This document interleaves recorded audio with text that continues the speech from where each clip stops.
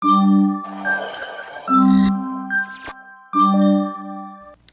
is taking the world by storm. There's a lot of confusion about what AI is and what it can do for small businesses. There's so much noise and so many different opinions about AI these days.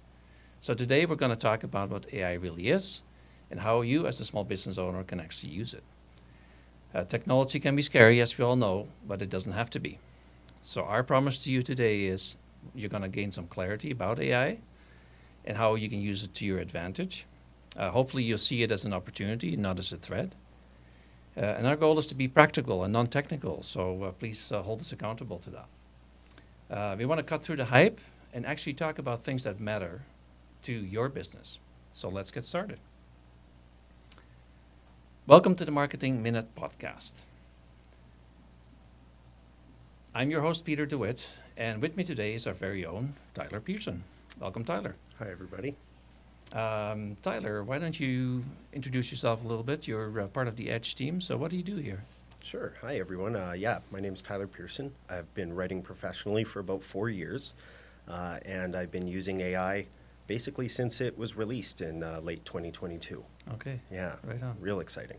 Yeah, so that's really cool. So yeah, I consider you to be our kind of AI champion, somebody that's kind of leads that efforts for Edge. So Yeah. thanks for your efforts in that area, and welcome to the show. Absolutely. It's been very exciting. Yeah, so AI has been around for a lot longer than we actually think, right? Like AI is not something completely new. But in November 2022, you just mentioned it, a thing called ChatGPT was released. It was the first time that we actually had a better way of interacting with an AI bot, right? Right. Before that, you had to be a technician, a programmer to actually do this. But now, actually, normal people like you and I can actually interact with an AI chatbot, which is really cool. Absolutely. So what happened with that? Like within 5 days, you had 1 million users. Yeah. Which is amazing, right? So, and it's estimated by the end of this year, 2025, there will be 1 billion users using ChatGPT on a weekly basis. And that's only one of the chat Absolutely. bots, right? As we know. So, Yeah. let's dive in, Tyler. Have a couple of things that we can talk about, right? But Sure. the first question I have, and a lot of people have, like, will AI replace us?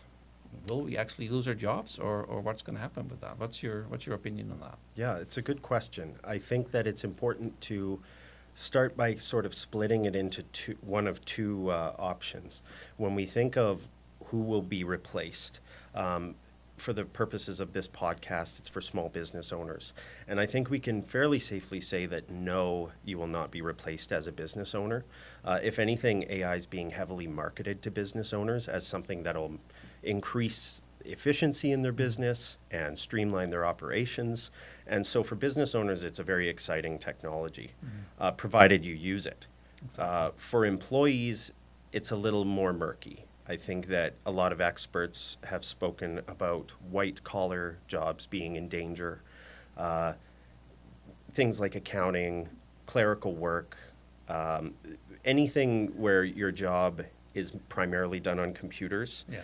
Those kinds of tasks are going to increasingly become automated, so it's Yeah. very important that you stay nimble and educated, Okay. and that you're, as an employee, you are fluent in AI so you can Yeah. continue to be productive and valuable to your business. Okay, no, that's an interesting perspective, and I think I agree with that. Like it's a skill set that is going to be in high demand. It already is, and I think just like with any other technology, there's two roads you can take, right? As an employee or even as a business owner, you can either ignore it, and hopefully this will go away. I do not believe that this will go away I don't think so. anytime soon. So the other option actually is to adapt it, right, and adopt the technology for your own use. And if you're an employee too, like if you cannot all, I think it's very important that you start using some of those tools, and perhaps be less scared about losing your job, but just maybe being able to do your job better. Is that kind of what you're hinting at? Absolutely. One quote I heard this week that kind of resonated was AI is not going to replace you. People using AI Yeah. will replace you. I like that saying. Yeah, I've read that too, and I think that's so true, right? So Yeah. there's a lot of unknowns still.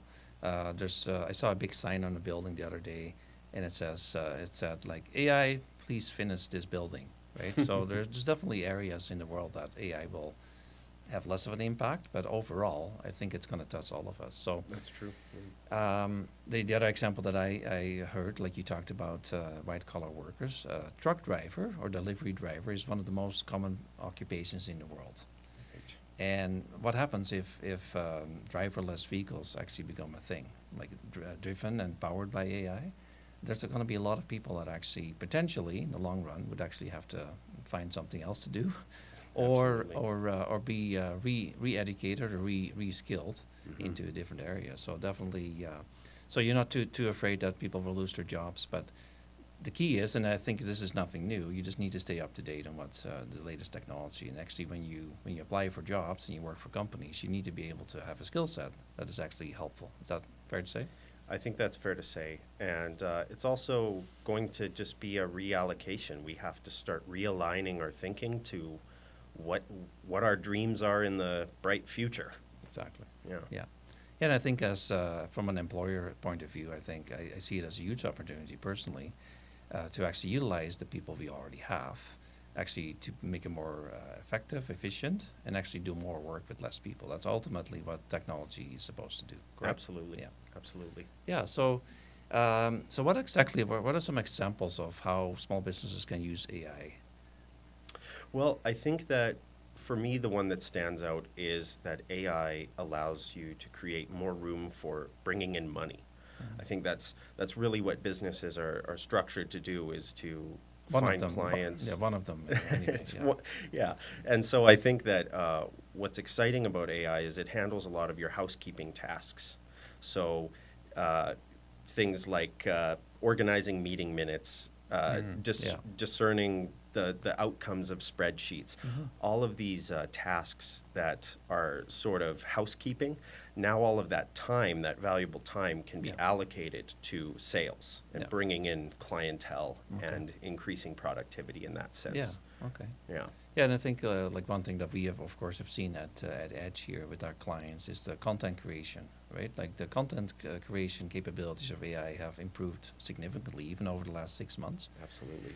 And although we know that it will not replace a human being actually looking at that, but it will just speed up the process of ideation, coming up with ideas, and then getting a piece of content up to like 80% perhaps, and then hand it off to a human being Yeah. to actually do the last 20%. So do you agree with that? Like, is that kind of how you see the one use of AI, content writing? Yeah, I absolutely do. And I think that's where it's a big advantage for small business owners, because if you have a small, scrappy team that is focused and willing to learn, then your productivity goes way up. Whereas I think for larger businesses, that's going to lead to things like employee cuts. Yeah. And the bloat is suddenly going to deflate. And it may be more costly for big businesses at first, at least. Yeah.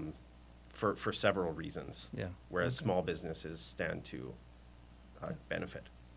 Yeah, no, I agree. And I think also another use case that we have found at Edge is doing research, right? It used to actually take many hours to research a company, research competitors, doing a lot of that deep research. And sometimes you would hire consultants to actually do a market study. Now those market studies that I've seen and then we've experimented with it ourselves are actually really good. Yeah, And I mean, there's still you need to look out for mistakes, and AI is definitely not perfect, but it gets you there like 90% of the time, absolutely. and it saves you so much time, right? Because it works in the background as an employee, but yeah, like it's the output that I've seen of it is tremendous. So yeah, Yeah, one of the things that people tend to voice their concerns with is like, well, what if I need to refine this? What if it doesn't come out perfect and I have to tweak it? And it's Yeah. like, well, if it's doing 90%, Yeah. I think you've created some leeway for yourself to do some of that refining and perfecting. And in the end, you're still up on production. yeah. Yeah. And I think the human beings are going to be able to focus more on higher value activities, right? And that's Absolutely. when you look at the whole technology development over the years with the internet, for example. It's not like we were less busy. At least I feel like I'm equally busy as I was before. But I think the output that we all can produce in a day is just tremendously much higher. Right? Absolutely. So that's the exciting part. So Yeah, very exciting. Yeah, so then talk a little bit about, we already talked about ChatGPT. That's kind of the Coca-Cola of the AI industry, right? They're the first ones that came out. They're Absolutely. well funded. They're actually co-owned by Microsoft. Yep. So what are some of the other options that people should perhaps look at, like there's more chat engines than just Chat GPT, correct? That's true. There are actually a ton of AI products on the market. It's a little reminiscent of the dot-com bubble, where you had all of these web companies start up. And I think we are in that phase where there are tons of companies coming out to solve specific problems. And that can be a little overwhelming for business owners. I think it's very important to first look at what you're already doing. Where are you sending your emails? Where are you doing your communications? Is it Google? Is it Microsoft Office? Where are you writing documents and spreadsheets? And I think if you look at those apps that you're already using, what you'll find is they're all starting their own AI systems. Google has Gemini, Microsoft has Copilot. And so that's probably the best place for you to start is where are my business operations already functioning, and can I look into what those companies are providing, because all of the companies mentioned have very impressive AI systems, and you can probably do, again, 90% of what your business needs with those large platforms. Exactly. So Yeah. in my opinion, like sometimes the best tool for your business is a tool you're actually going to use. Absolutely. Right? Like everybody has preferences. The interfaces are slightly different. So again, what about a lot of people are just using the free version of ChatGPT, for example. Like, what are the advantages of actually paying I think it's $25 a month to actually get the paid version? Does it have any benefits? Yeah, I think there are benefits, and it's just important for business owners to be cautious and not overreach. ChatGPT's free version will allow you to solve simple single tasks very effectively. If it's just every week you have a meeting you need to summarize, or you want to respond to an email, the free version does that. But if you're managing a ton of clients and organization is a priority, then you start to get features like being able to create project folders that you can save instructions inside. And that gives you a lot of power of organization, and we only can guess where it'll be 6 months from now. So Yeah, exactly, right. It's almost like the way Google started out, right? Like Microsoft back in the day, and I'm old enough to remember the early days of the internet. So Microsoft's plan was actually to charge for their search engine, and they were going to make a lot of money with that, they thought. And then Google came by with the free version, and guess what happened? Google right now has like 90% of this search market. So I look at chat and some of those offerings a little bit in the same way. They're going to give it for free for the average user that would never pay the $25 a month to get the paid subscription. But you know what? What I found with the paid subscription, it gives you, and it's $25 a month, which is not a huge amount, right? If you think about the time you're going to save. absolutely, yeah. And let's face it, these companies need to make money in the end, right? So, so what is your take on like almost any product now, like Adobe, some of the CRM software we run, like the Google Docs, everything has AI built into it. Like what is your take on that? Like, do we need to be skeptical, or is it just 100% AI included in the box that's kind of becomes a selling feature? Yeah, it's going to be the norm, I think, that all apps have an AI component. I think everybody understands the necessity of incorporating AI into your business. But I think it's going to come down to your specific needs, like for easy leads, for example, things like lead retention and lead processing. That's a specific area that maybe you're using ChatGPT, you're using Google Gemini, and you're realizing this just simply doesn't encompass this need we have. So we need to go outside of these big platforms and find something specifically tailored to our business. I think that need will be around for a little while longer, at least. But I do know that the big companies really just want their products to be all in one. So it'll be interesting to see where that goes. No, that's good advice. So I think if you're not using AI yet, get a free account with ChatGPT. Absolutely. And just try it out. Don't be scared of the technology. It's very humanized, right? You can just basically ask questions. And I think that's the biggest advantage, the breakthrough they've made, they made it extremely easy for people with a non-technical background, which is probably 99.9% of the population, make it extremely easy to interact with that technology. So That's right. so just I don't want to get into the nitty-gritty, but what are the top 3 or top 4 chat functions? Like Chat GPT is probably number 1. Like what were number 2, 3, and 4? So Google Gemini just released an update that's very impressive, and I think people are pretty excited about that. Yeah. Microsoft, again, is hot on their heels with Copilot, and that should be impressive for business, like large-scale businesses that use Microsoft for their operations. A few others are Cloud and Grok. Yeah. Those are Yeah. both quite popular and impressive. Impressive as well. Yeah. Yeah. So no, that's good to know. So again, whatever, do some research. But if anything else fails, start with ChatGPT, again, the Coca-Cola in the industry, and see how you make out. Yeah. So, is there any, so I'm a small business owner. I've never really touched any of these topics that we've talked about so far. What is in what would be your recommendation be for those people? Like, where do they start? Like, what is the one thing that, like a small business owner, like, so besides the marketing industry, the way we use AI, how does a small business actually get into the game? Well, I think the first thing to do is identify your pain points. Find the points of your day-to-day that are causing you stress. And so often, as a business owner, you're just kind of bogged down by all of the tasks you have to do and your stressors. Take some time and identify what those are. Pick one. Pick the most straightforward or the most persistent stressor, and type it into ChatGPT. If it's, say, managing social media campaigns and coming up with ideas, get a free ChatGPT account and type in, this is the name of my business, here's what we do. Give me 50 ideas for social media campaigns, Exactly. and you'll be amazed. It'll produce 50 over and over again for you. Yeah. And once you get a sense of how simple it is to ask a question and get an answer, I think that's when you realize I can use this everywhere. Exactly, right? Yeah.